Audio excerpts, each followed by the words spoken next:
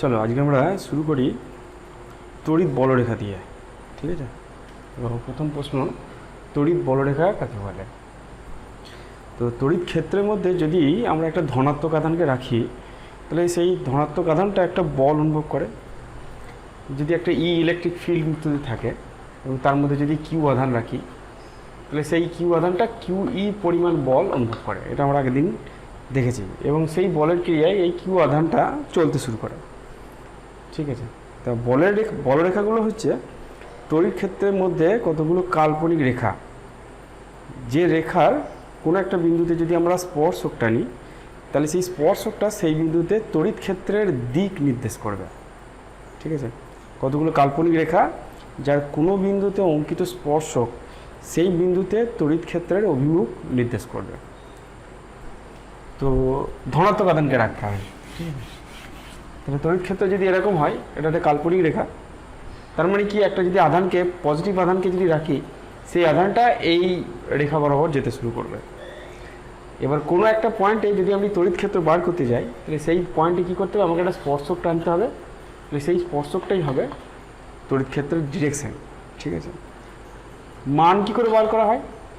সাধারণত ধরা হয় যে কোনো একক ক্ষেত্রফলের মধ্যে দিয়ে, এখানে যদি একটা একক ক্ষেত্রফল নিই, সেই একক ক্ষেত্রফলের মধ্যে দিয়ে যতগুলো বলরেখা লম্বভাবে পাস করে, সেইটাই হচ্ছে এই বিন্দুর তড়িৎ ক্ষেত্র। বোঝা গেল? তাহলে কি করতে হবে, কোনো বিন্দুতে যদি আমরা তড়িৎ ক্ষেত্র বার করতে চাই, তাহলে সেই বিন্দুতে একটা একক ক্ষেত্রফল নিতে হবে, মানে যার ক্ষেত্রফলটা হচ্ছে একক। তাহলে এই ক্ষেত্রফলের মধ্যে দিয়ে যতগুলো বলরেখা পাস করবে, সেইটাই হচ্ছে ওই বিন্দুর তড়িৎ ক্ষেত্র প্রাবল্য। এবার এই বলরেখার বৈশিষ্ট্যগুলো আমরা একে একে দেখি।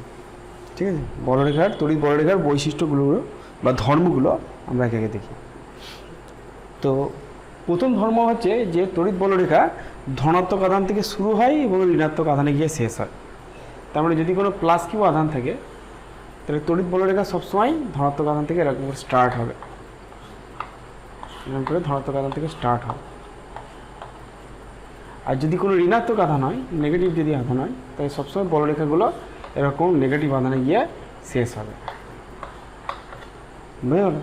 যেহেতু বলরেখাগুলোকে আমরা কী দিয়ে মাপি, ধনাত্মক আধান দিয়ে মাপি, তাহলে বুঝতে পারছি এখানে যদি একটা ধনাত্মক আধান রাখি, তাহলে ধনাত্মক আধানটা, এই ধনাত্মক আধানটা ওই ধনাত্মক আধানটাকে বিকর্ষণ করবে, তাই জন্য দূরে সরে যাবে। তাই জন্য ধনাত্মক আধানের জন্য তড়িৎ বলরেখাগুলো বাইরের দিকে হয়, এবং ঋণাত্মক আধানের জন্য তড়িৎ বলরেখাগুলো ভেতরের দিকে হয়। তাহলে এইটা হচ্ছে আমাদের প্রথম বৈশিষ্ট্য। দ্বিতীয় বৈশিষ্ট্য কি? দ্বিতীয় বৈশিষ্ট্য হচ্ছে যে দুটো বলরেখা কখনোই পরস্পরকে ছেদ করবে না।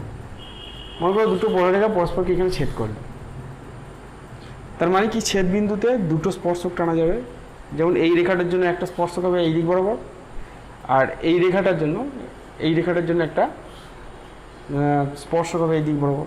তাহলে একটা বিন্দুতে তড়িৎ ক্ষেত্রের দুটো দিক নির্দেশ করছে। তাহলে একটা বিন্দুতে তড়িৎ ক্ষেত্রের দুটো দিক থাকা সম্ভব নয়, তাই জন্য কখনোই দুটো বলরেখা পরস্পরকে ছেদ করবে না। ঠিক আছে, 3 নম্বর ধর্ম কি? 3 নম্বর ধর্ম হচ্ছে যে যদি কোনো পরিবাহী হয়, পরিবাহী পাত হোক বা সেরকম কিছু হোক, তাহলে পরিবাহী পাত থেকে যে বলরেখাগুলো বেরোয়, সেই বলরেখা সবসময় পরিবাহী পাতের উপর লম্ব হয়। এই কোণটা 90 ডিগ্রি হবে। কোনো পরিবাহী পাত থেকে যদি তড়িৎ বলরেখা বেরোয়, তাহলে সেটা সর্বদা এই পরিবাহীটার ওপর 90 ডিগ্রি কোণ করবে, অর্থাৎ পরিবাহীটার উপর লম্ব হবে। 4 নম্বর বৈশিষ্ট্য কি? 4 নম্বর বৈশিষ্ট্য হচ্ছে কোনো বলরেখা সবসময় সংকুচিত হতে চায়। ঠিক আছে, একটা স্থিতিস্থাপক তারের মতন সবসময় সংকুচিত হয়ে যায়। যেমন একটা রাবারকে যদি আমরা টানি, সেই রাবারটা সবসময় সংকুচিত হওয়ার চেষ্টা করে, ঠিক সেই রকম তড়িৎ বলরেখাগুলো সবসময় তার দৈর্ঘ্য বরাবর সংকুচিত হতে চায়। তার কারণ এইভাবে বুঝতে পারি, দেখো বলরেখার উপর যদি দুটো পয়েন্ট নিই, তাহলে এই পয়েন্টটাকে আমরা পজিটিভ আধান বলতে পারি, এই পয়েন্টটাকে আমরা নেগেটিভ আধান বলতে পারি। কেন? কারণ আমি যদি অ্যারোটা দেখি, তাহলে বুঝতে পারছি যে অ্যারোটা এইদিকে মুখ করে আছে, এবং আমরা জানি যে অ্যারোটা পজিটিভ আধান থেকে বেরোয় এবং নেগেটিভ আধানে গিয়ে প্রবেশ করে। তাহলে বলরেখার কাছাকাছি যদি দুটো বিন্দু দিই, তাহলে যে বিন্দু থেকে বলরেখাগুলো বেরিয়ে আসছে, সেই বিন্দুটাকে আমরা পজিটিভ নেবো, আর যে বিন্দুটাতে বলরেখার তীরগুলো প্রবেশ করছে, সেটাকে আমরা নেগেটিভ আধান নেবো। বুঝে গেল।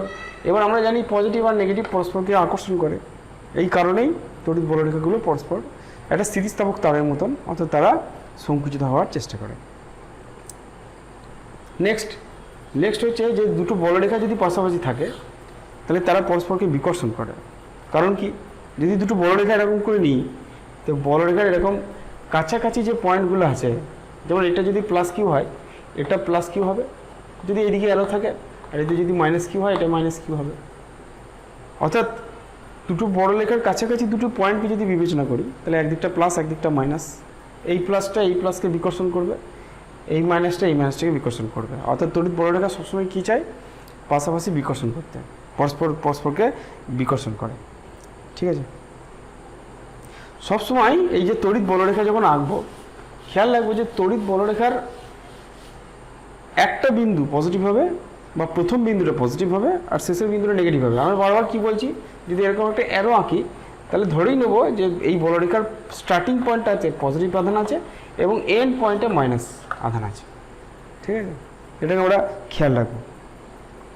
তাহলে প্রত্যেক বলরেখারই দুটো সমান এবং বিপরীত আধান দিয়ে তৈরি, এটা আমরা ধরে নেব। এটা মনে রাখবে যে যদি পরিবাহীতে হয়, তাহলে পরিবাহী থেকে যদি বলরেখা শুরু হয়, তাহলে সেই পরিবাহীতে কিন্তু বলরেখা শেষ হবে না, সেটা অন্য পরিবাহীতে গিয়ে শেষ হবে। এটা মনে রাখবে, কারণ পরিবাহী পৃষ্ঠতে একই রকমের আধান থাকে, হয় পজিটিভ থাকলে পজিটিভ বা নেগেটিভ থাকলে নেগেটিভ। লাস্ট পয়েন্ট হচ্ছে তড়িৎ ক্ষেত্রে বলরেখাগুলি ঘন সন্নিবিষ্ট হলে, মানে যেখানে এই বলরেখাগুলো প্রচুর পরিমাণে থাকবে সেখানে ইলেকট্রিক ফিল্ডের মান বেশি হবে, আর যেখানে ঘনরেখাগুলো একটু ছাড়া ছাড়া হবে, বলরেখাগুলো যদি একটু ছাড়া ছাড়া হবে, সেখানে ইলেকট্রিক ফিল্ডের মান কম হবে। ঠিক আছে, তোমাদের কখনো কখনো এমসিকিউতে এরকম প্রশ্ন দেয়, যে মনে করো এরকম দিয়ে যদি বলরেখাগুলো এরকম গেছে, ঠিক আছে, এখানে একটা পয়েন্ট দিয়েছে এ পয়েন্ট, আর এখানে দিয়েছে পয়েন্ট, একটা পয়েন্ট দিয়েছে বি পয়েন্ট, দিয়ে আমাদের জিজ্ঞেস করেছে কোথায় তড়িৎ ক্ষেত্র প্রবল বেশি হবে। ঠিক আছে, এরকম বলরেখাগুলো যাচ্ছে, তাহলে যেহেতু এইখানটাতে বলরেখাগুলো অনেক ঘন সন্নিবিষ্ট, তাহলে এই ই এ পয়েন্টে ইলেকট্রিক ফিল্ডের মান ই বি পয়েন্টের ইলেকট্রিক ফিল্ড মানের থেকে অনেক বেশি হবে। ঠিক আছে, বুঝতে পেরে গেছে? তাহলে এই হচ্ছে আমাদের তড়িৎ বলরেখার বৈশিষ্ট্য। এবার আমরা কিছু ক্ষেত্রে তড়িৎ বলরেখাগুলো কেমন হয় সেটা আমরা দেখি। আমরা এক্ষুনি দেখলাম যে শুধুমাত্র যদি পজিটিভ আধান হয়, যদি শুধুমাত্র পজিটিভ আধান হয়, তাহলে সেখান থেকে বলরেখাগুলো এরকম বেরিয়ে আসে। ধনাত্মক আধান হলে এরকম করে বলরেখাগুলো বেরিয়ে আসবে। যদি নেগেটিভ আধান হয়, তাহলে বলরেখাগুলো সবসময় এরকম করে প্রবেশ করবে,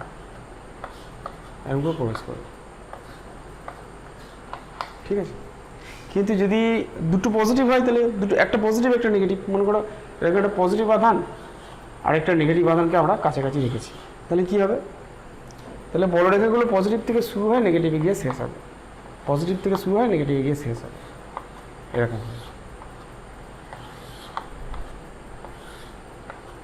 ঠিক আছে, এরকম হবে। এটা পজিটিভ থেকে বাইরে হবে, ঠিক আছে, পজিটিভ থেকে সবসময় বাইরে হবে এবং নেগেটিভে গিয়ে শেষ হবে। তাহলে পজিটিভ আর নেগেটিভ যদি আধান হয়, তাহলে সেক্ষেত্রে পজিটিভ থেকে শুরু হয় নেগেটিভে গিয়ে শেষ হবে। কিন্তু যদি পজিটিভ আর পজিটিভ হয়, তখন কীরকম হবে? যদি পজিটিভ আর নেগেটিভ হয়, তাহলে তখন বলরেখাগুলো কীরকম হবে? খুব ইন্টারেস্টিং পয়েন্ট। মনে করো একটা পজিটিভ কিউ নিয়েছি আর একটা নেগেটিভ কিউ আধান নিয়েছি, তাহলে এদের বলরেখাগুলো কীরকম হবে? এটা দুটো পজিটিভ নিয়েছি, ঠিক আছে, এটা পজিটিভ এজা পজিটিভ, তাহলে এখান থেকে বলরেখাগুলো এরকম হবে, বলরেখা বিকর্ষণ করার জন্য এরকম হবে। মাঝে কিছু পোর্শনে এই জায়গাটাতে করে তোমার বলরেখা থাকবেই না, ঠিক আছে, কিছু জায়গাটাতে বলরেখা শূন্য হয়ে যাবে এই পয়েন্টগুলোতে, অর্থাৎ এইখানটাতে যেখানে বলরেখা থাকবেই না সেখানটাতে ইলেকট্রিক ফিল্ড জিরো হয়ে যাবে, এখানটাতে ইলেকট্রিক ফিল্ড জিরো হবে, আর বাদ বাকিগুলো জায়গাগুলো তো সেরকম এরকমই থাকবে, এটার জন্য এরকমই থাকবে। কিন্তু মাঝের এই একটা জায়গাতে কোনো বলরেখা থাকবে না, অর্থাৎ সেক্ষেত্রে ইলেকট্রিক ফিল্ডটা জিরো হয়ে যাবে। ঠিক আছে, নেক্সট আমরা প্রশ্নটাকে বুঝি। এটা খুব ইন্টারেস্টিং প্রশ্ন। তো এটা আমাদের পরীক্ষাতেও খুব দেয় যে দুটো বলরেখা কখনোই পরস্পরকে ছেদ করবে না, ঠিক আছে। এখন আমরা তার উত্তরও বললাম যে দুটো বলরেখা যদি পরস্পরকে ছেদ করে তাহলে ছেদ বিন্দুতে দুটো স্পর্শক টানা যাবে, এই বলরেখাটার জন্য একটা স্পর্শক আর এই বলরেখাটার জন্য একটা স্পর্শক, ঠিক আছে। বলরেখা স্ট্রেট লাইন হবে এমন কোনো কারণ নেই কিন্তু, ঠিক আছে, স্ট্রেট লাইন নাও হতে পারে। তো বলরেখা যদি এরকম বক্ররেখা হয় তাহলে তার এরকম দুটো স্পর্শক টানা যাবে, অর্থাৎ একটাই বিন্দুতে তড়িৎ ক্ষেত্রের দুটো দিক দেখাচ্ছে, যেটা সম্ভব নয়। ওই জন্য কখনোই দুটো বলরেখা পরস্পরকে ছেদ করবে না। আরেকটা জিনিস আছে যেটা তোমরা এই প্রশ্নটা দেখলেই বুঝতে পারবে। এখানে প্রশ্ন দিয়েছে যে 1 কুলম আধান থেকে কতগুলো বলরেখা বেরোবে, ঠিক আছে। 1 কুলম আধান থেকে কতগুলো বলরেখা বেরোবে, এরকম একটা প্রশ্ন জিজ্ঞেস করে। মনে রাখবে যে যদি কিউ কুলম আধান থাকে এসআই, যদি কিউ কুলম আধান থাকে তাহলে যে বলরেখাগুলো বেরোবে তার সংখ্যা হচ্ছে কিউ বাই এপসাইলন জিরো, শূন্য মাধ্যমে, ঠিক আছে। এপসাইলন জিরো হচ্ছে শূন্য মাধ্যমে তড়িৎ ভেদ্যতা। যদি কিউ কুলম আধান থাকে এসআই পদ্ধতিতে তাহলে কিউ বাই এপসাইলন জিরো সংখ্যক বলরেখা নির্গত হবে। যদি এটা এসআই, যদি এটা সিজিএসে করতাম তাহলে সিজিএস ক্ষেত্রে কিউটা হতো 4 পাই কিউ, এতগুলো বলরেখা নির্গত হবে। সেক্ষেত্রে কিউটা ইএসইউতে দেবে, ঠিক আছে, এবং শূন্য মাধ্যমে থাকবে। শূন্য মাধ্যম যদি না থাকে তাহলে এখানে একটা কে গুণ হবে, ঠিক আছে। আমরা সিজিএসে করবো না, তোমরা শুধু এইটুকুনি খেয়াল রাখবে যে যদি সিজিএসে করতে বলে তাহলে আমরা 4 পাই এপসাইলন জিরোর জায়গায় 1 বসাবো, বা শুধু এপসাইলনের জায়গায় 1/4 পাই বসাবো, এটা মনে রাখলেই হবে। এখানে এপসাইলন জায়গায় 1/4 পাই বসিয়েছি বলে 4 পাই কিউ হয়েছে, ঠিক আছে। আমরা সিজিএসে করবো না, সাধারণত সবগুলো এসআই করার চেষ্টা করব। যদি সিজিএসে থাকে তাহলে আমরা সেটাকে চেঞ্জ করে নেবো, এপসাইলন জিরোর জায়গায় 1/4 পাই বসিয়ে দেবো। তাহলে কিউ কুলম যদি আধান থাকে, কিউ কুলম আধান থেকে কিউ বাই এপসাইলন জিরো সংখ্যক বলরেখা বেরোবে, ঠিক আছে। তাহলে আমাদের এখানে কোশ্চিনটা দিয়েছে কি, দিয়েছে যে 1 কুলম আধান থেকে কতগুলো বলরেখা বেরোবে। তাহলে কিউর মান হচ্ছে 1, এপসাইলন জিরোর মান হচ্ছে 8.85 ইন্টু 10⁻12, ঠিক আছে। এটা মুখস্থ রাখবে, ঠিক আছে। 8.85 ইন্টু 10⁻12, এটাকে যদি আমরা হিসাব করি তাহলে 1.129 ইন্টু 10⁻11, 10⁻11 এতগুলো বলরেখা বেরোবে, বুঝতে পারলে। তাহলে এতগুলো বলরেখা আমাদের 1 কুলম আধান থেকে বেরোবে। আমাদের তড়িৎ ক্ষেত্রের ফর্মুলা কী ছিল? আমরা এখানে তড়িৎ ক্ষেত্রের সংজ্ঞা কী দিই? আমাদের এখানে তড়িৎ ক্ষেত্রের সংজ্ঞা দিই যে একক ক্ষেত্রফলের মধ্যে দিয়ে যতগুলো বলরেখা পাস করে সেইটাই হচ্ছে তড়িৎ ক্ষেত্র, ঠিক আছে। মনে করো এখানে একটা কিউ আধান আছে, ঠিক আছে, এখানে একটা কিউ আধান আছে। এবার কিউ আধান থেকে কতগুলো বলরেখা বেরোবে সেটা আমরা এক্ষুনি পেলাম, কিউ বাই এপসাইলন জিরো, এতগুলো বলরেখা বেরোবে, তাই তো। তাহলে যদি বলে যে এইখানটাতে তড়িৎ ক্ষেত্র প্রাবল্য কত, তাহলে আমরা কি নেবো, এইখানটা একটা একক ক্ষেত্রফল নেবো। তাহলে একক ক্ষেত্রফলের মধ্যে দিয়ে কতগুলো বলরেখা পাস করছে সেটাকে আমরা ই বলবো। তাহলে সেটা কত হবে, n/4 পাই আর স্কোয়ার। কারণ এখান থেকে যে বলরেখাগুলো বেরোচ্ছে তারা কিন্তু 4 পাই আর স্কোয়ার ক্ষেত্রফলের মধ্যে দিয়ে যাচ্ছে, কারণ এটা একটা স্ফিয়ার, একটা গোলকের ক্ষেত্রফল হচ্ছে 4 পাই আর স্কোয়ার। তাহলে এনটা বলরেখা যেটা কিউ আধান থেকে বেরোচ্ছে সেটা তোমার 4 পাই আর স্কোয়ার ক্ষেত্রফল দিয়ে যাচ্ছে। তাহলে একক ক্ষেত্রফল দিয়ে কত যাচ্ছে, সেটা হচ্ছে n/4 পাই আর স্কোয়ার। এনের মানটা যদি বসিয়ে দিই কিউ বাই এপসাইলন জিরো, তাহলে দেখো q by 4 pi epsilon zero r square বেরিয়ে যাচ্ছে। দেখো এইটাই হচ্ছে আমাদের ইলেকট্রিক ফিল্ডের সংজ্ঞা, definition, E=q/4 pi epsilon zero r square, ঠিক আছে।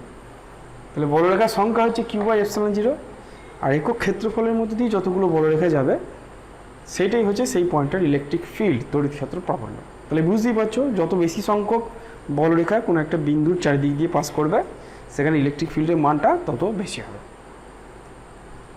ঠিক আছে। চলো নেক্সট দেখা যাক। এবার আসা যাক যে তড়িৎ ফ্লাক্স। তড়িৎ ফ্লাক্স কী জিনিস? তড়িৎ ফ্লাক্স মানে হচ্ছে যে কোনো একটা ক্ষেত্রের মধ্যে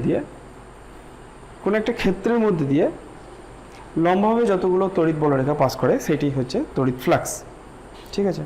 কোনো একটা ক্ষেত্রের মধ্যে দিয়ে লম্বভাবে যতগুলো তড়িৎ বলরেখা পাস করে সেটাই হচ্ছে তড়িৎ ফ্লাক্স। মানে কি, মনে করো এইদিকে ইলেকট্রিক ফিল্ড আছে।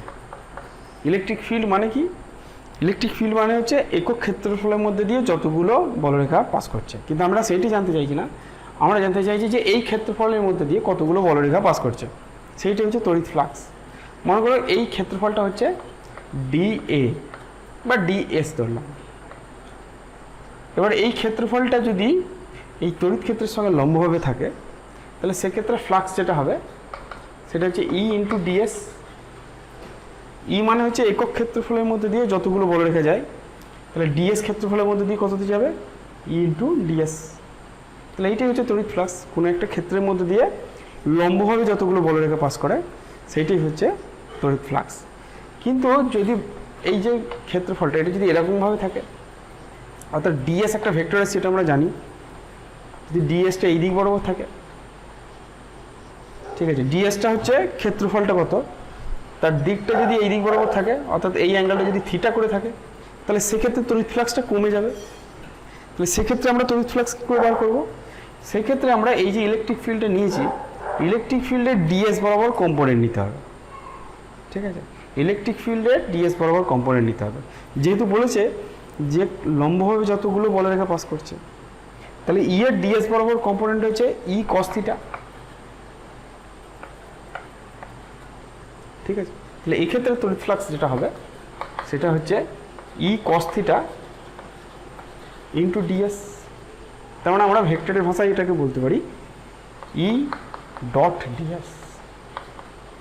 তাহলে কোনো একটা ক্ষেত্রের মধ্যে দিয়ে তড়িৎ ফ্লাক্স যেটা হয় ডি ফাই সেটা হয়, সেটা হচ্ছে ই ডট ডিএস, ঠিক আছে।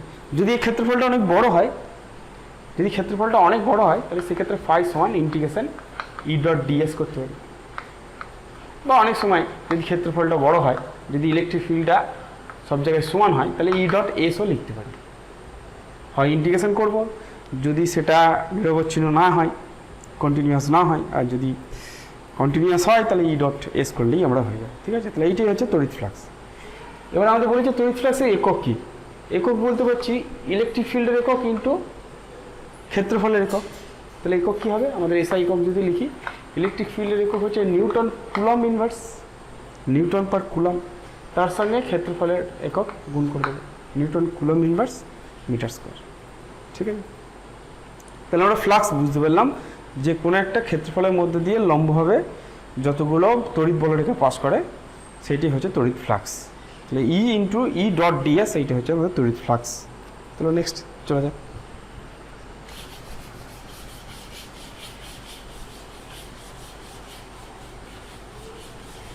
কি দিয়েছে দেখো কোশ্চেনটা,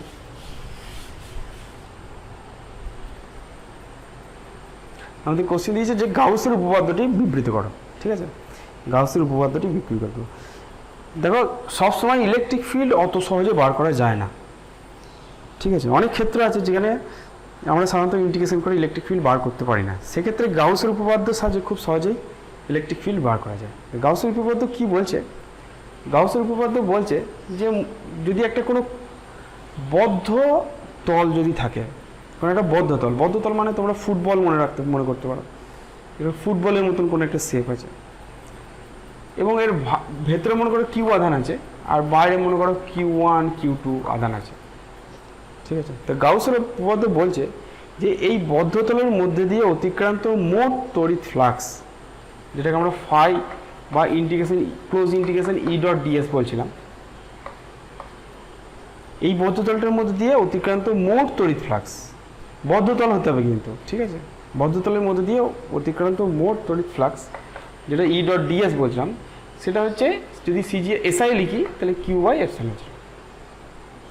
এই কিউটা কি, এই কিউটা হচ্ছে ওই বদ্ধতলের ভেতরকার আধান বাই এপসাইলন জিরো, ঠিক আছে। বদ্ধতলের বাইরে যে আধান আছে সেই আধানগুলোর জন্য কিন্তু এই বদ্ধতলে কোনো তড়িৎ ফ্লাক্স হবে না, ঠিক আছে। তাহলে মোট যে তড়িৎ ফ্লাক্স যেটাকে আমরা close integration E dot ds বলছিলাম, সেটা হবে বদ্ধতলের ভেতরে আধান ভাজিত epsilon zero, q by epsilon zero. এই কিউটা কি, যে আধানটা ভেতরে আছে, বাইরেরগুলোর জন্য কোনো ফ্লাক্স হবে না, তার কারণ আমরা এটাও বুঝতে পারছি। তাহলে এটা আমাদের গাউসের উপপাদ্য। যদি আমরা সিজিএসে লিখতাম তাহলে এপসাইলনের জায়গায় 1/4 পাই লিখতাম, তাহলে সেক্ষেত্রে পাই সমান হয়ে যেত 4 পাই কিউ, এটা সিজিএস এর শূন্য মাধ্যমে, আমরা সিজিএস নিয়ে এখন লিখবো না, আমরা এসআই করে যাব। তো একটু বুঝে দেখি যে কেন বাইরের আধানগুলোর জন্য ফ্লাক্স হবে না। দেখো মনে করো এটা একটা হবে বদ্ধতল, বাইরে Q1 আধান আছে, তো এর জন্য তড়িৎ ফ্লাক্স কেন হবে না? কারণ এখান থেকে যে বলরেখাগুলো বেরোচ্ছে তারা এই তলকে এইভাবে মনে করো অতিক্রম করছে। যদি আমি এইখানকার তলটার কথা চিন্তা করি তাহলে এইখানে ফ্লাক্সটা অন্তর্মুখী ভেতর দিকে, আর এইখানে ফ্লাক্সটা বহির্মুখী। এইখানে ফ্লাক্স ভেতরে ঢুকছে, এইখানে ফ্লাক্স বাইরে বেরিয়ে যাচ্ছে। যদি ভেতরের ফ্লাক্সটাকে আমরা প্লাস বলি তাহলে বাইরের ফ্লাক্সটাকে মাইনাস বলতে হবে, অর্থাৎ টোটাল এই বদ্ধতলের মধ্যে ফ্লাক্স জিরো হয়ে যাচ্ছে। যতটা ফ্লাক্স ঢুকছে ততটা ফ্লাক্সই বেরিয়ে যাচ্ছে, অর্থাৎ বহিস্থ কোনো ফ্লাক্স ভেতর থেকে বেরোচ্ছে না বা ভেতরে ঢুকছে না, যতটা ঢুকছে ততটাই বেরিয়ে যাচ্ছে, অর্থাৎ টোটাল ফ্লাক্স বাইরের আধানের জন্য জিরো হয়েছে। দেখো যতগুলো বলরেখা এখান দিয়ে ঢুকবে ততগুলোই বলরেখা কিন্তু এখান দিয়ে বেরিয়ে আসবে, তাই এইখানে যতটা ফ্লাক্স ভেতরে ঢুকছে এখানে ততটা ফ্লাক্সই বেরিয়ে আসছে, ওই জন্য বাইরের আধানের জন্য ফ্লাক্স জিরো হচ্ছে। কিন্তু আধানটাই যদি ভেতরে থাকে তখন কিন্তু দেখো ফ্লাক্স সব বাইরেই হচ্ছে, বাইরের দিকেই হচ্ছে। যদি পজিটিভ আধান হয়, নেগেটিভ আধান হলে ভেতরের দিকে হচ্ছে। ঠিক আছে, এই কারণেই বাইরে যদি কোনো আধান থাকে তার জন্য ফ্লাক্স জিরো হয়, আর যদি ভেতরে কোনো আধান থাকে তার জন্য ফ্লাক্স পাওয়া যায়, এবং সেই ফ্লাক্সের মান হয় ফাই সমান হয় Q/ε। ঠিক আছে, তো এই যে গাউসের সূত্র, এই সূত্রটাকে আমরা কোথায় কাজে লাগাবো? এই গাউসের সূত্রটাকে কোথায় কাজে লাগাবো একটু খুব ভালো করে বুঝি। ঠিক আছে, তো দেখো আমাদের প্রশ্নটা দেখেই বুঝতে পারছো যে গাউসের উপপাদ্যের সাহায্যে একটি পাতলা গলীয় আহিত পরিবাহীর বাইরে ও ভেতরে তড়িৎ ক্ষেত্রের রাশিমালা নির্ণয় করো। ঠিক আছে, একটা পাতলা গলীয় খোলক আছে, পরিবাহী গোলক আছে আহিত, তার ভেতরে কত তড়িৎ ক্ষেত্র প্রাবল্য হবে এবং ভেতরে কত তড়িৎ ক্ষেত্র প্রাবল্য হবে সেটা বার করতে বলেছে। তো গাউসের উপপাদ্যকে যদি আমরা ব্যবহার করতে চাই তাহলে আমাদেরকে একটা গাউসীয় তল কল্পনা করতে হয়। ঠিক আছে, গাউসীয় তল হচ্ছে একটা কাল্পনিক তল যেটার সাহায্যে খুব সহজেই আমরা তড়িৎ ক্ষেত্র প্রাবল্য বার করতে পারবো বা ফ্লাক্সটাকে ক্যালকুলেশন করতে পারবো। ঠিক আছে, তো চলো আমরা দেখি যে কাল্পনিক গাউসীয় তলটা কীরকম হয়। কাল্পনিক গাউসীয় তল কোথাও কোথাও আমরা গোলাকার নেবো, আবার কোথাও কোথাও আমরা চোঙ আকৃতি নেব। এখানে আমাদের কি বলেছে? এখানে আমাদের বলেছে এরকম একটা গলীয় খোলক আছে, ঠিক আছে, এবং এই গলীয় খোলকে মনে করো কিউ আধান দেওয়া আছে, এই গোলকীয় খোলকে কিউ আধান দেওয়া আছে। যেহেতু একটু পরিবাহীর, তাই কিউ আধানটা সব জায়গায় সমানভাবে বণ্টিত হয়ে থাকবে। এটা আমরা জানি যে পরিবাহী গোলকের ওপর পৃষ্ঠে বাইরের পৃষ্ঠে আধানটা সমানভাবে বণ্টিত হয়ে থাকে। এবার এর বাইরে এবং ভেতরে ইলেকট্রিক ফিল্ড কত হবে জানতে চাইছি। ঠিক আছে, তাহলে প্রথমে আমরা বাইরের কোনো একটা পয়েন্টে, এই পয়েন্টটাতে ইলেকট্রিক ফিল্ড বার করি। এইটা বার করার জন্য আমাদেরকে এরকম একটা গোলাকার গাউসীয় তল কল্পনা করতে হবে। গোলাকার গাউসীয় তল, এটা কাল্পনিক তল, গোলাকার। যেহেতু খোলকটা গলীয় খোলক বলেছে তাহলে গাউসীয় তলটাও আমাকে সিমেট্রি অনুযায়ী গলীয় নিতে হবে। দেখো সিমেট্রি অনুযায়ী এই গলীয় খোলকটা যে ইলেকট্রিক ফিল্ড তৈরি করবে সেটা এই তলের সঙ্গে পারপেন্ডিকুলার হবে। এখানে পারপেন্ডিকুলার, যদি এখানে বার করি এখানে পারপেন্ডিকুলার, অর্থাৎ এইখানে যদি একটা ছোট্ট বড় তল নিই সেই তলের যে দিক আর ই এর যে দিক সেটা সেম হবে, আর ই আর ডিএস এর দিক সব জায়গায়, যেমন এখানে যদি নিই ডিএসটা এই দিকে হবে, ইটা এই দিকে হবে। ঠিক আছে, তাহলে আমাদের গাউসের সূত্র বলছে যে ফাই সমান close integration E dot ds is equal two Q/ε0, যেখানে কিউটা কি গাউসীয় তলের ভেতরে আধান। আমরা যে গাউসীয় তলটা কল্পনা করেছি তার ভেতরে কিন্তু কিউ আধান আছে, তাই না? তাহলে ই dot ds is equal two Q/ε0। এখন আমরা দেখতে পাচ্ছি যে প্রতিসাম্যের জন্য এই গাউসীয় তলের প্রত্যেকটা বিন্দুতে ইলেকট্রিক ফিল্ডের মান সমান হবে। কেন হবে আরেকবার বলি, যেহেতু একটা পরিবাহী গোলক, তাহলে এই পরিবাহী গোলকের প্রত্যেকটা বিন্দুতে সমান পরিমাণ আধান থাকবে। ঠিক আছে, সমান পরিমাণ আধান থাকার জন্য এই যে গলীয় তলটা আমরা কল্পনা করেছি, গাউসীয় তলটা যেটা কল্পনা করেছি, সিমেট্রি অনুযায়ী তার প্রত্যেকটা বিন্দুতে ইলেকট্রিক ফিল্ডের মান সমান হবে, এবং সেই ইলেকট্রিক ফিল্ড আর ডিএস একই দিকে থাকবে। অর্থাৎ তাদের মধ্যবর্তী কোণটা 0 হবে। তাহলে আমরা যদি এইটাকে ভাঙি, ই ডিএস cos 0 বেরোবে, cos 0 মান 1। এটা কী বেরোবে? Close integration E ds cos 0 equal to q by epsilon 0। cos 0 মান 1, আমি এইটাকে যদি বাইরে নিয়ে আসি, close integration ds equal to q by epsilon 0 হবে। ক্লোজ ইন্টিগ্রেশন ডিএস মানে হচ্ছে যে গাউসীয় তলের ক্ষেত্রফল। এবার আমরা জানি যে গাউসীয় তলের ক্ষেত্রফল হচ্ছে 4 পাই আর স্কোয়ার, কারণ এখানে আমাদের গোলাকার তল নিয়েছি গাউসীয় তলটা, যে ক্ষেত্রফল হচ্ছে 4 পাই আর স্কোয়ার। তাহলে E into 4 pi r square equal to q by epsilon 0। তাহলে ই সমান কত হয়ে গেল? Q by 4 pi epsilon 0 R square. তাহলে এইটাই হচ্ছে আমাদের ইলেকট্রিক ফিল্ডের ইকুয়েশান। যখন আরটা গ্রেটার দেন বড় হাতের আর, গ্রেটার দেন ইকুয়াল টু, যেখানে বড় হাতের আরটা কি, যে গোলীয় খোলকটা নিয়েছি তার ব্যাসার্ধ। ঠিক আছে, ঠিক আছে। আরটা যদি আরের থেকে বড় হয় তাহলে ইকুয়েশনটা এরকম হবে। যদি পরিবারের পৃষ্ঠে আমরা কল্পনা করি, যে যদি পৃষ্ঠে যদি আমাকে বলে, তাহলে যদি আমাকে বলে পৃষ্ঠে কত হবে, তাহলে পৃষ্ঠে small r equal to capital R. তাহলে সেক্ষেত্রে ই এর মান হবে q by 4 pi epsilon 0 capital R square. ঠিক আছে, তাহলে এই গেল আমাদের বাইরে। এবার যদি আমাদেরকে বলে যে ভেতরে কত হবে বার করো, তাহলে ভিতরে পয়েন্ট আমরা বার করি।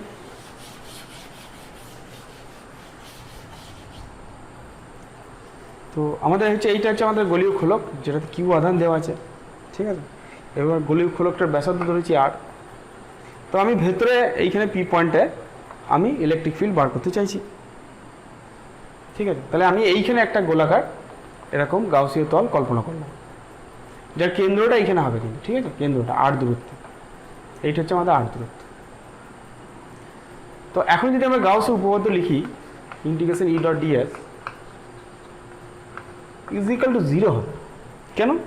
কারণ আধানটা দেখো গাউসীয় যে তলটা কল্পনা করেছি তার বাইরে আছে, এই কিউ আধানটা গাউসীয় তলের বাইরে আছে, গাউসীয় তলের ভেতরে কোনো আধান নেই।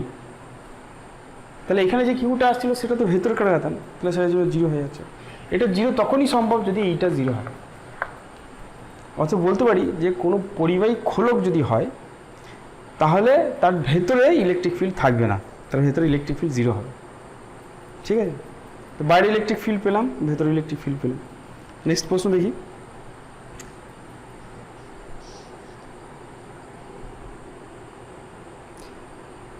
বলছে দৈর্ঘ্যের সাপেক্ষে তড়িৎ ক্ষেত্রের পরিবর্তন একটি লেখচিত্রের সাহায্যে দেখাও। ঠিক আছে, আমরা যদি একটা লেখচিত্র টানি তাহলে ইলেকট্রিক ফিল্ডের পরিবর্তন কেমন হবে? এইদিকে আর এইদিকে ইলেকট্রিক ফিল্ড যদি প্লট করি, তাহলে দেখো small r equal to capital আর পর্যন্ত ইলেকট্রিক ফিল্ড 0।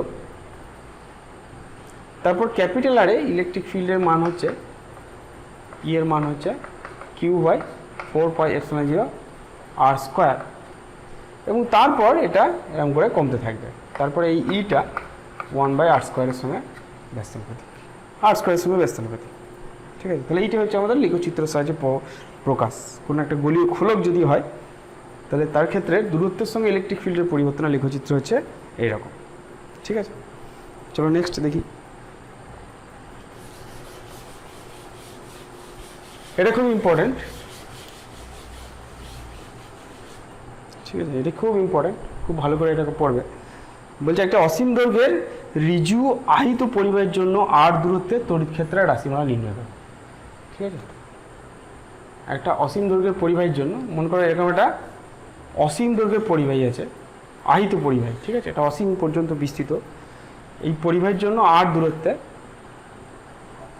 এইখানে আর দূরত্বে পি পয়েন্টে কত তড়িৎ ক্ষেত্র হবে বার করতে বলেছে। ঠিক আছে, আমি ধরে নিলাম যে এর প্রতি একক দৈর্ঘ্যে ল্যামডা করে আধান আছে। এটা আমরা ধরে নিলাম যে প্রতি একক দৈর্ঘ্যে ল্যামডা করে আধান আছে।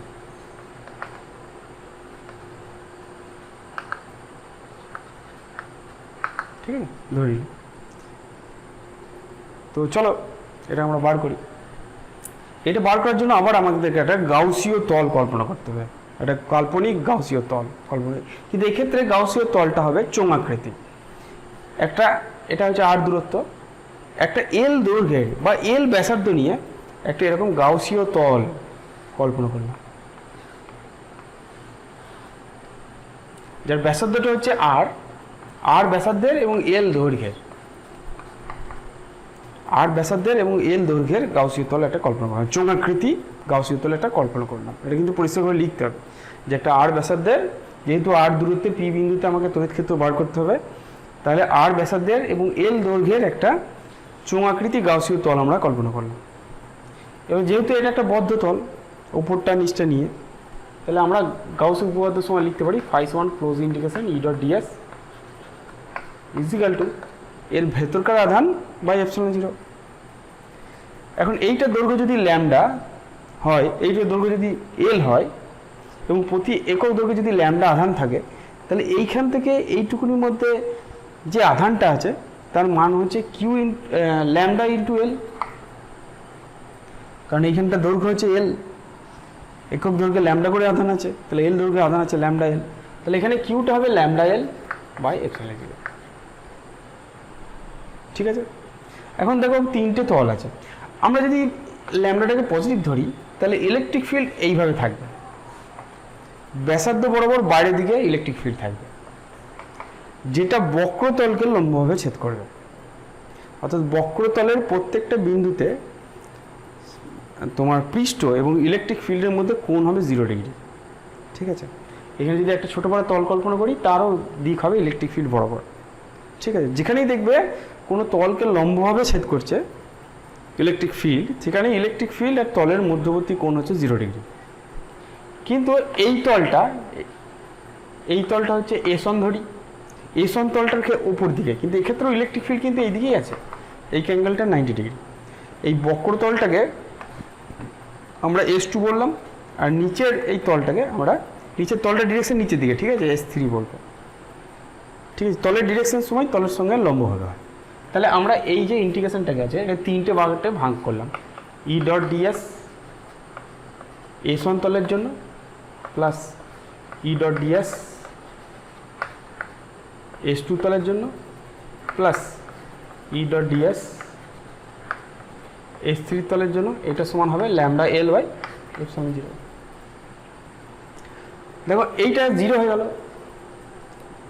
S1 তলের জন্য ই আর S1 কোণটা 90 ডিগ্রি, ডট প্রোডাক্ট করলে 0 হয়ে যায়, কারণ cos 90 আসবে, cos 90 0 হয়ে যাবে। ঠিক সিমিলারলি S3 তলের জন্য ই ডট ডিএসটাও 0 হয়ে যাবে, কারণ একইভাবে 90 ডিগ্রি অ্যাঙ্গেল আসছে, 0 হয়ে যাবে। এইটার জন্য কি হবে, দেখো এই যে গাউসীয় তলটা আছে, গাউসীয় তলটা এই যে তারটা আছে, তারটা থেকে সমান দূরত্বে অবস্থিত, অর্থাৎ গাউসীয় তলের প্রত্যেকটা বিন্দুতে ইলেকট্রিক ফিল্ডের মান সমান, ইলেকট্রিক ফিল্ডের মান সমান, এবং সেটা এই তলকে লম্বভাবে ছেদ করেছে, অর্থাৎ তলের সঙ্গে ইলেকট্রিক ফিল্ডে 0 ডিগ্রি কোণ করেছে। অর্থাৎ এটার ক্ষেত্রে আমরা ইলেকট্রিক ফিল্ডটাকে বার করতে পারি ইন্টিগ্রেশন ডিএস কোন তলের জন্য, S2 তলের জন্য equal to lambda L by epsilon zero. এটা 0, এটা 0 হয়ে গেছে, কারণগুলো সব পরিষ্কারভাবে লিখে দিতে হবে। S1 তলের ক্ষেত্রে ই আর S1 পরস্পর লম্ব, 0 হয়ে গেল। S3 তলের ক্ষেত্রে ই এবং S3 পরস্পর লম্ব, 0 হয়ে গেল। গাউসীয় তলের যে বক্রতলটা নিয়েছি, সেই বক্রতলের প্রত্যেকটা বিন্দুতে ইলেকট্রিক ফিল্ড লম্বভাবে ছেদ করছে, এবং প্রত্যেকটা পয়েন্টে ইলেকট্রিক ফিল্ডের মানে সমান, কারণ তলটা এই তার থেকে সমান দূরত্বে অবস্থিত। সেক্ষেত্রে তাই জন্য আমরা ইটাকে বার করতে পেরেছি, যদি সমান না হতো তাহলে বার করতে পারতাম না ইন্টিগ্রেশনের বাইরে। ডট ডিএস, এখন এই ডিএসটা কি, এই ইন্টিগ্রেশনটা কি, এটা হচ্ছে বক্রতলের ক্ষেত্রফল, কত সেটা ই ইন্টু বক্রতলের ক্ষেত্রফল, এখানে যেটা হবে সেটা হচ্ছে 2 pi r l equal to lambda L by epsilon zero.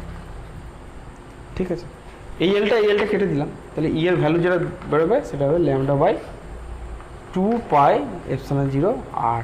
তাহলে এইটি হচ্ছে আমাদের ইলেকট্রিক ফিল্ডের ইকুয়েশন, বুঝে গেল, ই সমান lambda by 2 pi epsilon zero r. এটাই হচ্ছে আর দূরত্বে কোনো একটা অসীম দৈর্ঘ্যের তার যদি হয় তার জন্য ইলেকট্রিক ফিল্ড। তো এটা আমরা খুব সহজেই গাউসের সূত্রের সাহায্যে বার করতে পারলাম অসীম দৈর্ঘ্য। এটা খুব ইম্পর্টেন্ট, খুব ভালো করে এটাকে পড়বে। তো নেক্সট দেখা যাক।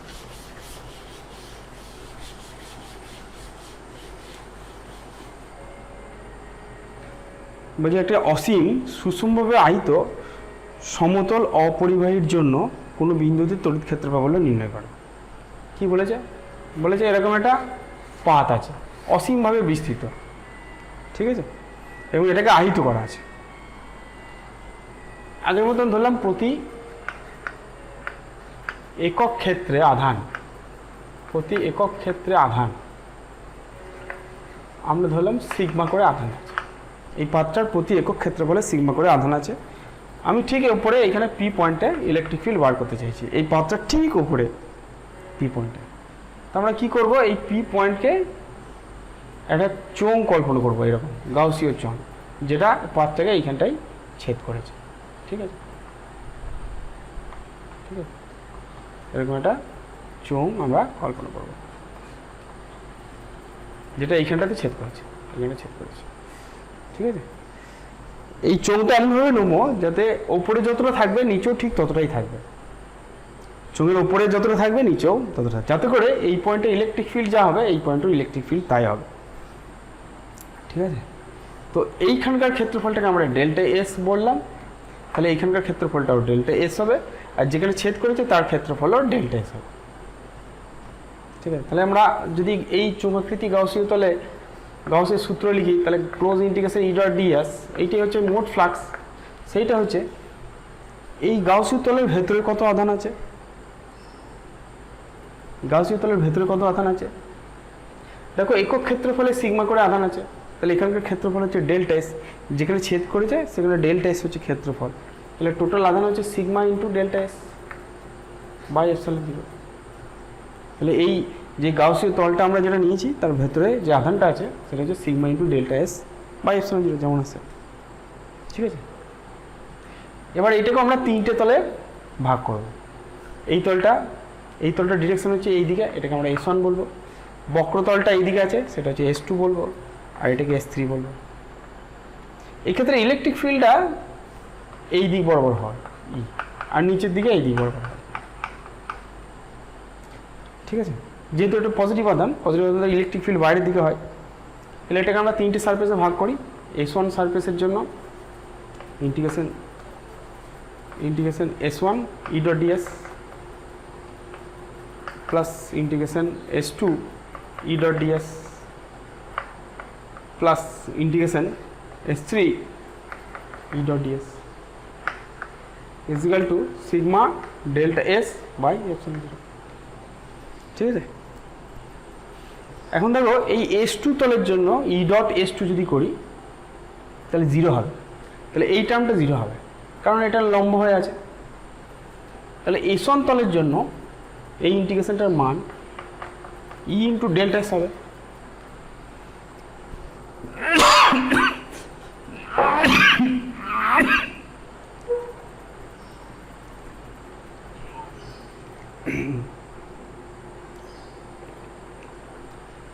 আচ্ছা। S3 তলের জন্য কত হবে, এই S3 তলের জন্য কত হবে, S3 তলের জন্য ইলেকট্রিক ফিল্ড মান ই হবে, তার কারণ আমি এইটা যতটা উপরে নিয়েছি এইটা ঠিক ততটাই নিচে নিয়েছি। তাহলে এক্ষেত্রে ই ইন্টু ডিএস এর যখন ইন্টিগ্রেশন করবো তখন ডেল্টা এসি হবে, কারণ এই তলটা ক্ষেত্রফল হচ্ছে delta S is equal to sigma into delta S by epsilon zero. এটা কত হবে 2E delta S is equal to sigma delta S by epsilon zero. Delta কেটে গেল, তাহলে ই সমান কত হলো সিগমা বাই 2 এপসাইলন জিরো। এইটাই হচ্ছে ইলেকট্রিক ফিল্ডের ইকুয়েশন, ঠিক আছে। কোনো একটা সমতল অপরিবাহী পাত যদি হয়, ঠিক আছে, এটা কিন্তু পরিবাহী হলে হবে না, পরিবাহী হলে কিন্তু অন্যরকম হবে, ঠিক আছে। পরিবাহী যদি হয় তাহলে কি হবে, পরিবাহী হলে উপরে পাতায় আধান থাকবে, উপরে পাতে নিচের পাতেও আধান থাকবে। পরিবাহী পাতকে আমরা এরকম একটা তল দিয়ে দেখাতে পারবো না, ঠিক আছে। এটা যদি অপরিবাহী পাত হয় তাহলেই কিন্তু একটা লেয়ার হিসেবে কল্পনা করতে পারবো। যখনই এটা পরিবাহী হয়ে যাবে তখনই ওপরে একটা লেয়ার আসবে, নিচে একটা লেয়ার আসবে, বুঝে গেল? এটা বুঝতে পেরেছি নিশ্চয়ই, এটা খুব ইম্পর্ট্যান্ট। অপরিবাহী পাত যদি দেয় তাহলে এটা খুবই ইম্পর্ট্যান্ট, সেটা খেয়াল রাখবে।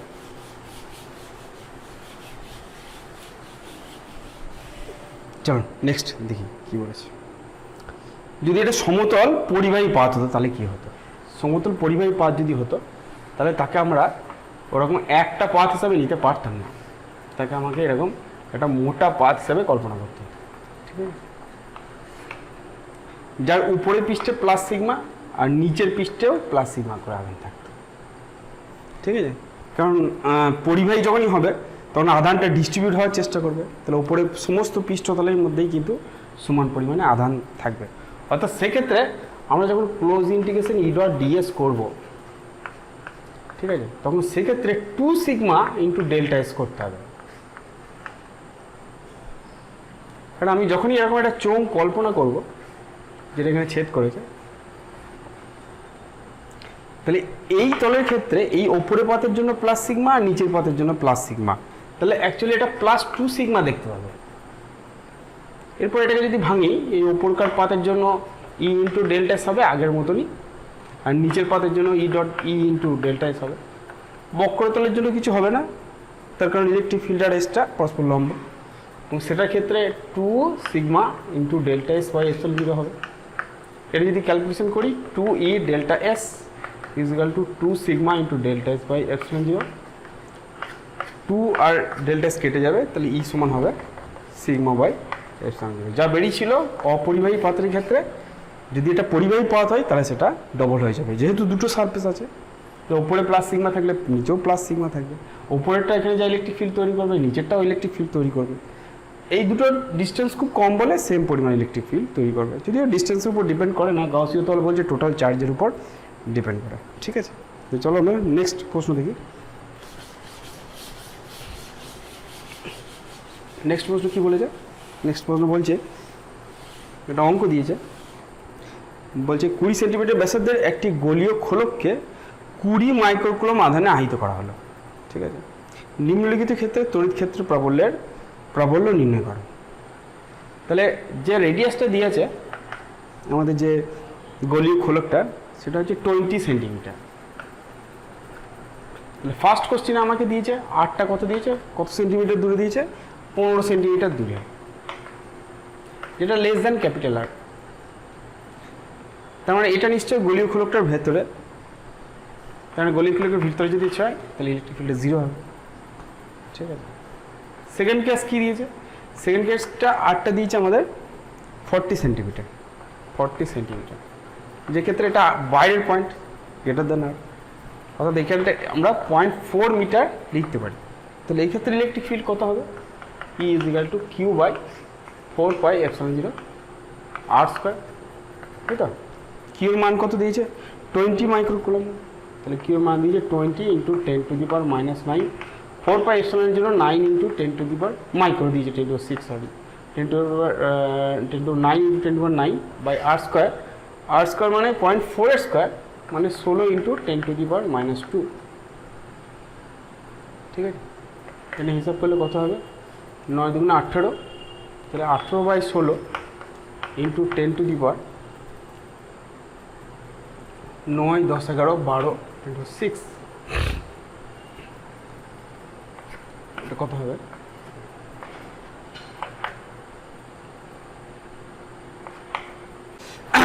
একা 0, 8 একে 8, 8 দুগুণে 16, 10 to the power 6 Newton per coulomb, 1.125 into 10 to the power 6 Newton per coulomb. এইটাই হচ্ছে আমাদের অ্যান্সার, ঠিক আছে। আশা করি বুঝতে পেরেছো তোমরা।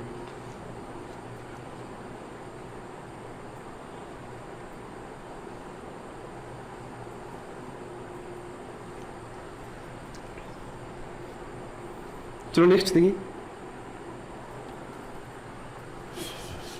দেখো অঙ্কটা দেখো,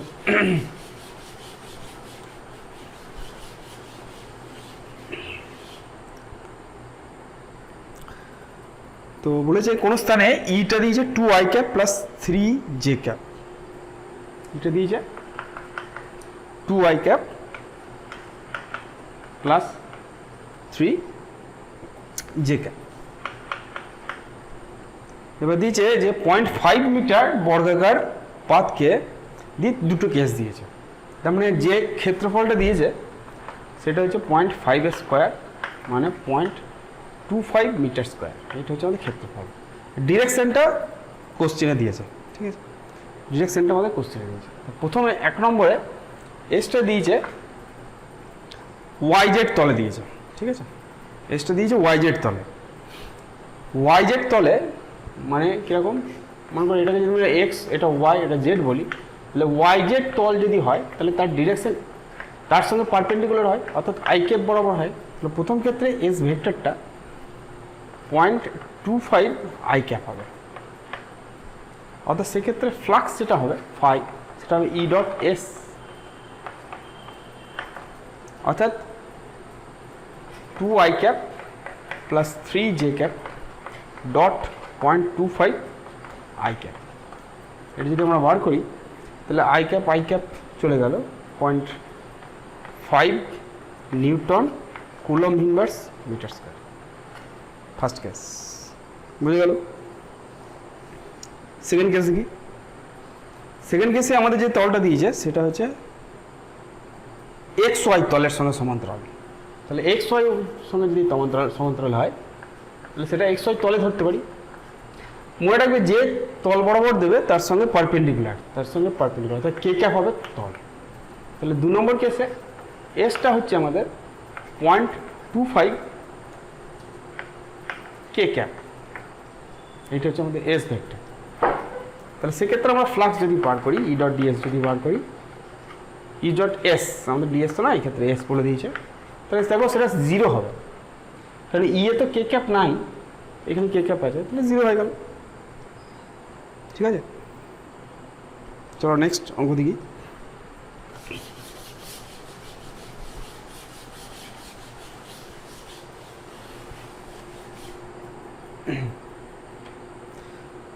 বলছি কোনো গোলকের মধ্যে দিয়ে অতিক্রান্ত মোট তড়িৎ ফ্লাক্স, কোনো গোলকের মধ্যে দিয়ে অতিক্রান্ত মোট তড়িৎ flux 6.5 × 10⁻³ newton metre square coulomb inverse. গোলকের অভ্যন্তরে মোট আধান কত? ঠিক আছে, তাহলে কোনো গোলকের মধ্যে দিয়ে মোট যে তড়িৎ ফ্লাক্স সেটা আমাদের দিয়েছে 6.5 × 10⁻³ newton metre square coulomb inverse. তাহলে তার ভেতরে কত আধান আছে এটা আমাদের জানতে চেয়েছে। তাহলে আমরা জানি যে মোট যে ফ্লাক্স সেটা হচ্ছে Q/ε0, সেটা হচ্ছে 6.5 × 10⁻³। তাহলে কিউটা জানতে চেয়েছে, তাহলে Q/ε0 × 6.5 × 10⁻³। সেটা মান আমরা জানি 8.85 × 10⁻12 × 6.5 × 10⁻³ ঠিক আছে। এটা করলে কত উত্তর আসবে? এটা করলে উত্তর আসবে 5.75 × 10⁻⁻8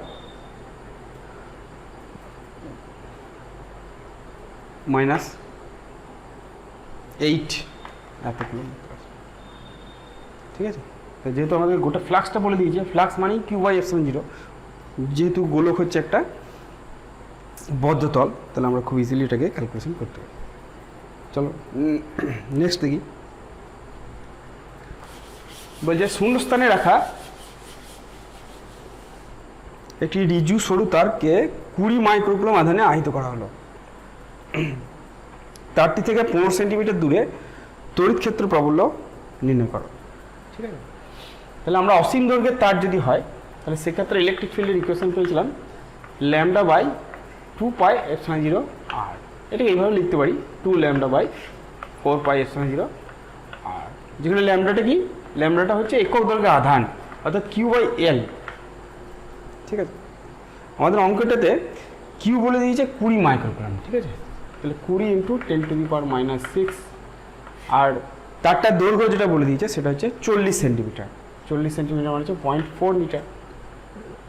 দশমিক উঠিয়ে দিলাম, এখানে 10 নিয়ে এলাম, 4 × 5 = 20, তাহলে 5 × 10⁻⁵ কুলম পার মিটার, এটা হচ্ছে ল্যামডা। তাহলে আমরা এখানে বসাই 2 × 5 × 10⁻⁵, 4πε0 জায়গায় লিখব 9 × 10⁹। আর কত দূরত্বে চেয়েছে? আমাদের চেয়েছে 15 সেন্টিমিটার দূরত্বে, তাহলে 0.15। ঠিক আছে, এই পয়েন্টটা যদি উপরে তুলি তাহলে এখানে 100 আসবে। 5 × 3 = 15, 3 × 3 = 9, 3 × 2 = 6 হলো 6 ইন্টু 10 টু দি পাওয়ার 9, 10, 11, 11 থেকে 5 বাদ দাও, 10 to the power 6 Newton per, 6 into 6 into 10 to the power 6 Newton per coulomb. এইটাই হচ্ছে আমাদের অ্যান্সার।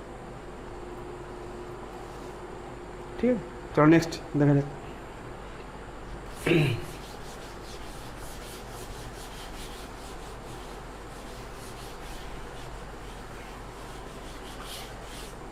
নেক্সট আমাদের বলছে যে এটা ঘনকের মধ্যে শূন্য স্থানে 9 ইন্টু 10 টু মাইনাস 9 কুলম আধান আছে। ঘনকটির প্রতি তলের মধ্যে দিয়ে অতিক্রান্ত মোট তড়িৎ ফ্লাক্স কত জানতে চাইছে। এটা ঘনক দিয়েছে, একটা ঘনক দিয়েছে, ঘনকের যে আধানটা আছে সে আধানের মান দিয়েছে আমাদের 9 into 10 to the power minus 9 coulomb. ঠিক আছে, ঠিক সেন্টারে আছে কিউটা। তাহলে বলেছে যে কোনো একটা তলের মধ্যে দিয়ে তড়িৎ ফ্লাক্স কত, মনে করলাম এই তলটার মধ্যে দিয়ে জানতে চাইছি। তাহলে মোট তড়িৎ ফ্লাক্স যেটা হয় সেটা হচ্ছে কিউ বাই এপসাইলন জিরো। যেহেতু এটা ঠিক মাঝখানে আছে, এটা ঠিক যেহেতু মাঝখানে আছে, তাহলে তড়িৎ ফ্লাক্সগুলো চারিদিকে সমানভাবে যাবে। মোট কটা তল আছে? 6টা তল আছে। তাহলে এক একটা তলের মধ্যে দিয়ে যে তড়িৎ ফ্লাক্সটা হবে একটা তল দিয়ে, সেটা হচ্ছে কিউ বাই 6 এপসাইলন জিরো, তাই তো? 6টা তল আছে, মোট কিউ বাই এপসাইলন জিরো। তাহলে এক একটা তলের মধ্যে দিয়ে কিউ বাই 6 এপসাইলন জিরো কত হবে? 9 into 10 to the power 9 minus 9 divide by 6 into 8.85 into 10 to the power minus 12 epsilon জিরোর মান। এটা মনে রাখবে, ঠিক আছে? কারণ এটা আমাদের ভালোই কাজ লাগে। এটা যদি করি তাহলে হবে 109.169.41 newton coulomb inverse metre square. এটা যদি আমরা ক্যালকুলেশন করি, ক্যালকুলেটারে বসালেই তোমাদের ক্যালকুলেশন হয়ে যাবে।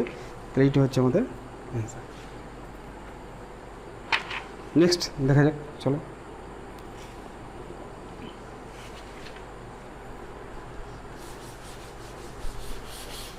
নেক্সট আমাদের বলেছে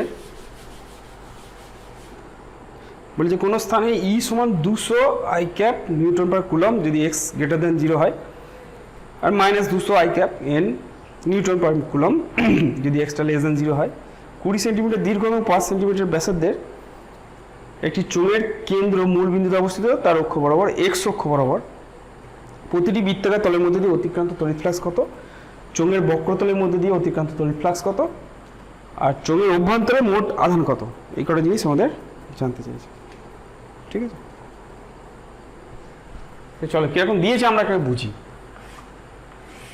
মনে করো এইটা আমাদের এক্স অ্যাক্সিস আর এইটা আমাদের ওয়াই অ্যাক্সিস। তো এখানে চোঙ আছে, এরকম এখানে চোঙ আছে। চোঙটার দৈর্ঘ্য দিয়েছে 20 সেন্টিমিটার, ব্যাসার্ধ দিয়েছে, চোঙটার ব্যাসার্ধ দিয়েছে 5 সেন্টিমিটার। ঠিক আছে, এইদিকে ইলেকট্রিক ফিল্ড হচ্ছে 200 আই ক্যাপ, এই দিক বরাবর আছে ইলেকট্রিক ফিল্ড, আর এই দিকের ইলেকট্রিক ফিল্ড হচ্ছে মাইনাস দিক বরাবর, এটা আমাদের দিয়ে দিয়েছে মাইনাস 200 আই ক্যাপ। এই মাইনাসটা দিয়েই বুঝতে পারছি যে এটা হচ্ছে এক্স গ্রেটার দেন 0, এইখান থেকে এতটা এই দিকটা, আর এটা হচ্ছে এক্স লেস দেন 0 এই দিকেরটা, মাইনাস 200 আই ক্যাপ। তো এটা দেখেই বুঝতে পারছি যে বক্রতলের মধ্যে দিয়ে তড়িৎ ফ্লাক্স শূন্য হবে, কারণ বক্রতলের ডিরেকশনটা আই ক্যাপের সঙ্গে পারপেন্ডিকুলার। তাহলে বক্রতলের মধ্যে দিয়ে কোনো ফ্লাক্স হবে না। তাহলে 1 নম্বর প্রশ্ন উত্তর ফাইটা 0 হবে।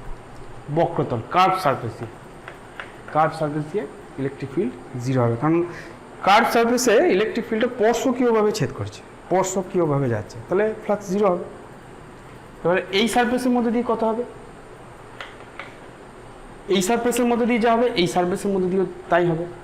তাহলে আমাদের জানতে চাই যে চোঙের বক্রতলের মধ্যে দিয়ে মোট ফ্লাক্স, এইটা বার করি।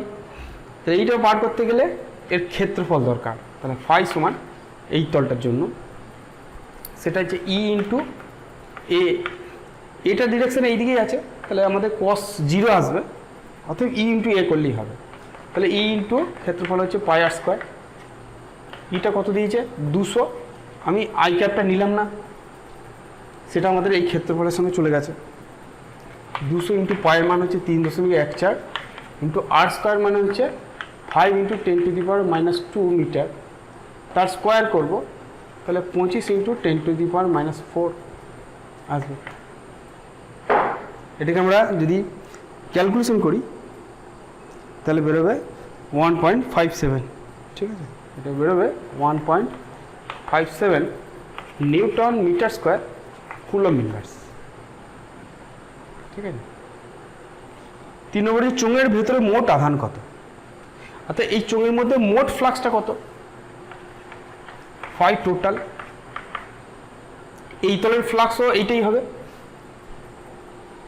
200 ইন্টু এখানকার ক্ষেত্রফল, এখানকার ক্ষেত্রফল এখানকার ক্ষেত্রফল সমান, তাহলে টোটাল ফ্লাক্স যেটা হবে সেটা হচ্ছে 2 ইন্টু 1.57, 7 দুগুণে 14, 5 দুগুণে 10 × 11, 3, এত newton metre square coulomb inverse, ঠিক আছে। তাহলে কিউ কত হবে, কিউটা বার করি চলো। তাহলে কিউ এর মান হবে 5ε0, 5 টোটাল ইন্টু ε0, 5 সমান হচ্ছে কিউ বাই ε0, 5 সমান কিউ বাই কিউ সমান 5 ইন্টু ε0, 5টা বেরিয়েছে 3.14, আর ε0 মান হচ্ছে, এটাকে একভাবে লিখি 4π ε0/4π দিয়ে লিখি, ঠিক আছে। এটা 3.14 আর পাই, এটা কেটে গেল, এটার মানে হচ্ছে 9 ইন্টু 10⁹/4, ও না সরি এত কিছু করার দরকার নেই। 5 টোটাল হচ্ছে 3.14 ইন্টু 5 এর মান হচ্ছে 8.85 ইন্টু 10⁻⁻1, জাস্ট যেমন করে আসে সেইটাই আমরা করে দিই। এটাকে আমরা যদি ক্যালকুলেশন করি তাহলে আমাকে বেরোবে 2.78 ইন্টু 10⁻11 কুলম্ব, এই পরিমাণ আধান আসবে, ঠিক আছে।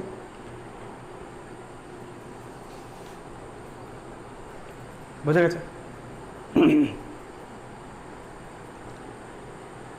ঠিক আছে, চলো একটা লাস্ট টপিক আছে, সেই টপিকটা করে দিলে আমাদের শেষ হয়ে যাবে। এটাকে বলছে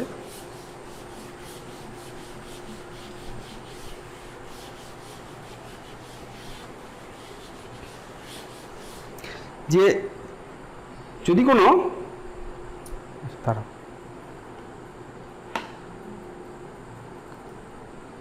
আচ্ছা, এটা বলছে যে যদি কোনো অপরিবাহী গোলক যদি হয় এবং সেটাতে যদি আধান দেওয়া থাকে এবং সেই আধানটা যদি অপরিবাহী গোলকের মধ্যে সুষমভাবে বণ্টিত হয়ে থাকে, তাহলে তার ভেতরে এবং বাইরে ইলেকট্রিক ফিল্ড কত হবে বার করতে দিয়েছে।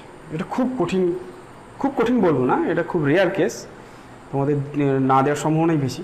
তো যদি দেয় তাহলে তোমরা এটা করতে পারো, ঠিক আছে। তাহলে আমাদের কী দিয়েছে, একটা অপরিবাহী গোলক দিয়েছে, যার ভেতরে আধান আছে। অপরিবাহী গোলক মানে তার ভেতরেও আধান থাকে, ঠিক আছে।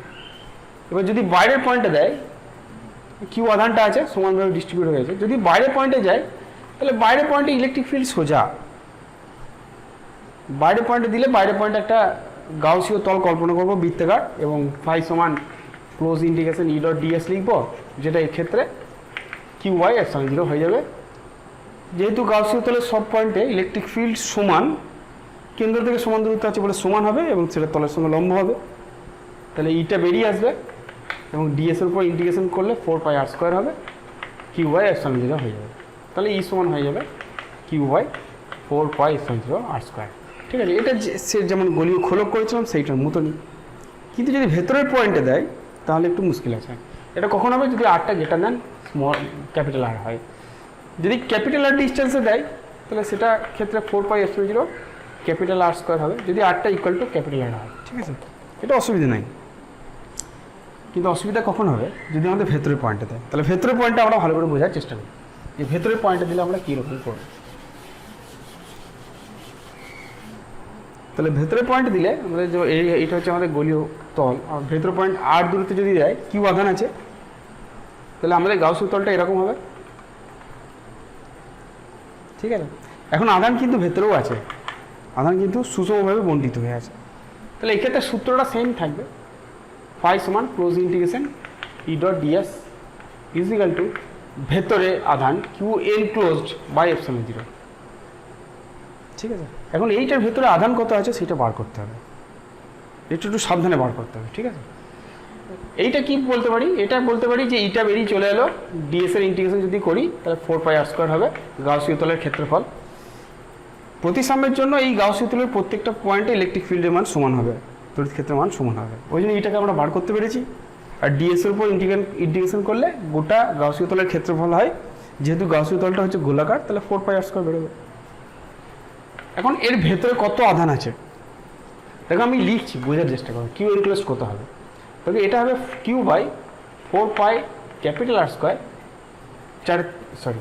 Q by 4/3πr³ into 4/3πr³ by epsilon zero. এই কিউটা তো গোটা গোলকের মধ্যে বণ্টিত হয়ে আছে, তাহলে যদি বলে একক আয়তনে কতটা আছে তাহলে সেটা হবে কিউ বাই 4/3π বড় হাতের R কিউ, এটাই হচ্ছে একক আয়তনে আধানের পরিমাণ। তাহলে যদি বলে এই গোলকটাতে কত আধানটা আছে তাহলে এর আয়তন দিয়ে গুণ করবো, ঐকিক নিয়মের অঙ্ক। 4/3π R³ তে কিউ আধান আছে, তাহলে একক আয়তনে আধান আছে কিউ বাই 4/3πr³, তাহলে 4/3π ছোট R³ আধানে আয়তনে কতটা আধান থাকবে গুণ করে দেবো। ঠিক আছে, তাহলে আমাদের 4/3π কেটে গেল, তাহলে এটা আমাদের হয়ে গেল Q R³ by epsilon zero R³। ঠিক আছে, তাহলে ই সমান কত হবে দেখো, হবে কিউ আর বাই 4πε0r³। এই r² আর এই r³ কেটে একটার পরে আছে, তাহলে কিউ আর বাই 4πε0r³। তাহলে এইটাই হচ্ছে ভেতরের পয়েন্টে ইলেকট্রিক ফিল্ড, এটার ক্ষেত্রে r1 লেস দ্যান R। যদি এইটা থেকে আমি পৃষ্ঠে বার করতে চাই তাহলে স্মল আর এর জায়গায় R বসাই। যদি এইটা থেকে আমরা পৃষ্ঠে বার করতে চাই তাহলে স্মল আর এর জায়গায় আমরা কী বসাবো, R বসাবো। তাহলে সেক্ষেত্রে ই দেখো কত হচ্ছে কিউ বাই 4πε0r²। সেম বেরোচ্ছে, বাইরের পৃষ্ঠে যা বার করেছিলাম, বাইরের পৃষ্ঠ থেকে পৃষ্ঠে যখন বার করেছিলাম তখন যা বেরিয়েছিল এক্ষেত্রেও ঠিক সেম বেরোচ্ছে। ঠিক আছে, তাই না? এবার এটাকে যদি আমরা লেখচিত্রতে প্লট করি কেমন হবে, যদি আমরা এরকম একটা লেখচিত্রতে প্লট করি, এদিকে ইলেকট্রিক ফিল্ড, এদিকে মনে করো small r equal to R, আমরা কি দেখতে পাচ্ছি যে ইটা আর এর সঙ্গে সমানুপাতিক, অর্থাৎ ইলেকট্রিক ফিল্ডে এরকম করে বার দেবো তাহলে ই সমানুপাতিক আর, তাই না? এবং তারপরে এইখানে সর্বোচ্চ হচ্ছে যেখানে ইলেকট্রিক ফিল্ডের মান হচ্ছে কিউ বাই 4πε0r², এবং তারপরে ইলেকট্রিক ফিল্ডের মানটা এরকম করে কমবে ই প্রপোর্শনাল টু 1/r²। ঠিক আছে, বুঝে গেছে? তাহলে এইটাই হচ্ছে, যদি একটা অপরিবাহী গোলক দেয় যার ভেতরে আধানটা সুষমভাবে বণ্টিত হয়েছে, তার ক্ষেত্রে ইলেকট্রিক ফিল্ডের পরিবর্তন এইভাবে আমাদের বার করতে হবে। এটাও গাউসিয়ান ল দিয়ে বার করা যায়, যদি ভেতরের পয়েন্ট একটু কঠিন, কিন্তু আশা করি তোমরা করতে পারবে। ঠিক আছে, তাহলে আজকে এই পর্যন্ত থাকলো, আশা করি পুরোটা তোমরা বুঝতে পেরেছো।